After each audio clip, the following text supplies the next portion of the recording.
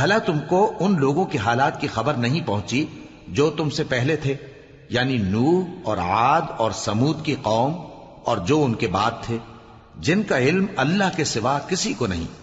جب ان کے پاس ان کے پیغمبر نشانیاں لے کر آئے تو انہوں نے اپنے ہاتھ ان کے منہوں پر رکھ دیے کہ خاموش رہو،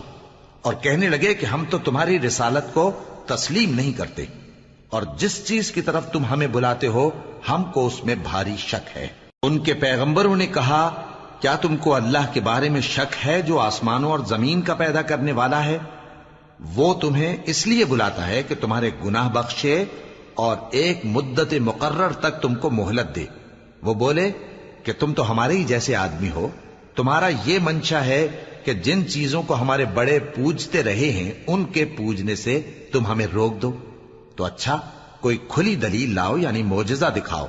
پیغمبروں نے ان سے کہا کہ ہاں، ہم تمہارے ہی جیسے آدمی ہیں، لیکن اللہ اپنے بندوں میں سے جس پر چاہتا ہے نبوت کا احسان کرتا ہے، اور ہمارے اختیار کی بات نہیں کہ ہم اللہ کے حکم کے بغیر تم کو تمہاری فرمائش کے مطابق معجزہ دکھائیں، اور اللہ ہی پر مومنوں کو تو بھروسہ رکھنا چاہیے۔ اور ہم کیوں اللہ پر بھروسہ نہ رکھیں، حالانکہ اس نے ہم کو ہمارے دین کے سیدھے رستے بتائے ہیں، اور جو تکلیفیں تم ہم کو دیتے ہو اس پر ہم صبر کریں گے، اور اہل توکل کو تو اللہ ہی پر بھروسہ رکھنا چاہیے۔